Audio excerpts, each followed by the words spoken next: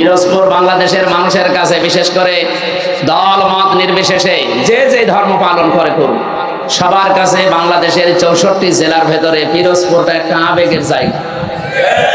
এটা আমার কাছে, আমি এই 3টা বছর কারাগারে আল্লামা সাঈদী রহমতুল্লাহ আলাইহি ওনার পাশে ছিলাম। উনি ছিল 1 নম্বরে, আমি 4 নম্বরে, মাঝখানে একটা দেওয়া ছিল।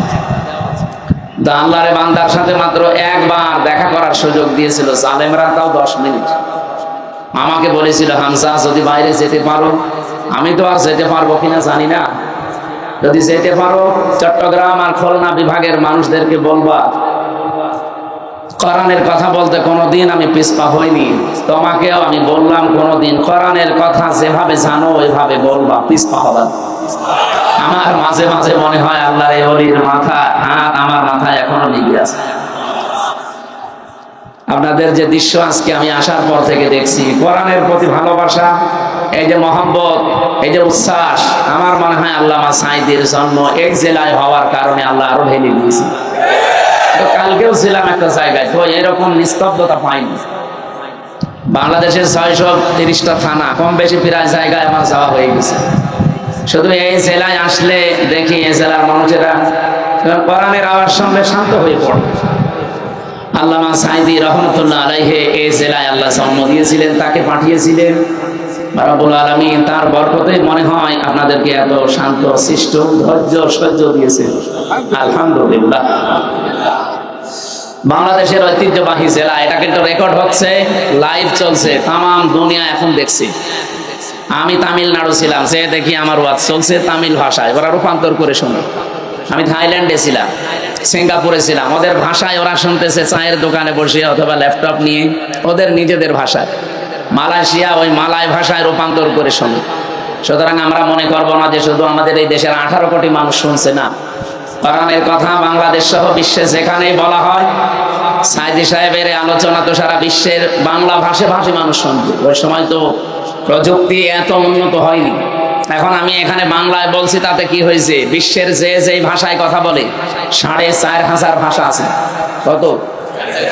সব ভাষায় বিভিন্ন মুসলমানেরা তারা রূপান্তর করে এই কথাগুলোই তাদের ভাষায় শুনতে পাচ্ছে। আর এই যে বাংলাদেশের ঐতিহ্যবাহী জেলা পিরোজপুর মঠবাড়িয়া ইসলামী পাঠাগার ও সমাজ কল্যাণ পরিষদের উদ্যোগে এই শব্দটা তামাম দুনিয়া আজকে জেনে ফেলেছে। অথচ আপনি আমার জেলা কুষ্টিয়াতে যান, সে বলেন যে পিরোজপুর হয়তো চিনবে, মঠবাড়িয়া আমার মনে হয় অনেকে চিনবে না। অথচ আজকে কোরআনের ইজ্জতে তামাম দুনিয়া আল্লাহ রাব্বুল আলামিন পরিচিত করে দিয়েছেন।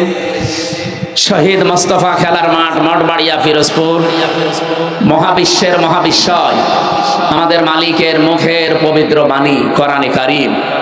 তাফসীরুল কোরআন মাহফিলের স্বনামধন্য সভাপতি, বিশিষ্ট আলেমে দ্বীন, সহকারী অধ্যাপক, বিশিষ্ট রাজনীতিবিদ, আপনাদের এলাকার সন্তান জনাব শরীফ মোহাম্মদ আব্দুল জলিল দামাদ বারকাতুহুমুল আলিয়া, বলেন আমিন। মাহফিলের প্রধান অতিথি বিশ্বনন্দিত মুফাসসির কোরআন শহীদ আল্লামা দিলওয়ার হোসাইন সাঈদী রহমতুল্লাহ আলাইহি, তার মেজ পুত্র আলহাজ শামীম বিন সাঈদী, চেয়ারম্যান আল্লামা সাঈদী ফাউন্ডেশন। আমার আগামীকাল মাহফিল আছে আল্লামা সাঈদী সাহেবের হাতে গড়া প্রতিষ্ঠান খুলনা সিদ্দিকিয়া দারুল কোরআন কামিল মাদ্রাসা, ওই ময়দানে কালকে রাত 9টায় উঠবো ইনশাআল্লাহ। ওখানকার আল্লামা সাঈদী ফাউন্ডেশন মানে পিরোজপুর সদরে, না? সম্মানিত চেয়ারম্যান উনি এখনই আসবেন, কিছুক্ষণ আগে ভাই আমার সাথে কথা বলছিলেন যে আমি রাস্তায় চলে এসেছি, অলরেডি চলে এসেছি, উনি খাওয়া দাওয়া করে চলে আসবেন ইনশাআল্লাহ। মাঝখানে আমরা কিছু কথা কোরআন কেন্দ্রিক বলতে চাই। মঞ্চে বসা ওলামা ইকরাম, সামনে বসা মুসলমান ভাইরা, পর্দার আড়ালের সম্মানিতা মা এবং বোনেরা, বিশেষ করে আমার আগে যিনি কথা বলছিলেন হাফেজ মাওলানা আবু তৈয়ব, ইমাম ইস্ট লন্ডন মসজিদ লন্ডন, আলোচনা রেখেছেন মাওলানা শাহজালাল, তাকওয়া শিল্পী গোষ্ঠী এসেছে আপনাদের এখানে, হাফেজ মোহাম্মদ হাবিবুল্লাহ কোরআনে কারীম থেকে তেলাওয়াতের মাধ্যমে অনুষ্ঠান উদ্বোধন করেছে। জান্নাতেও এরকম একটা অনুষ্ঠান আল্লাহ নিজে করবেন, সেখানে নিজেই থাকবেন সভাপতি, মুহাম্মদ রাসূলুল্লাহ থাকবেন প্রধান অতিথি,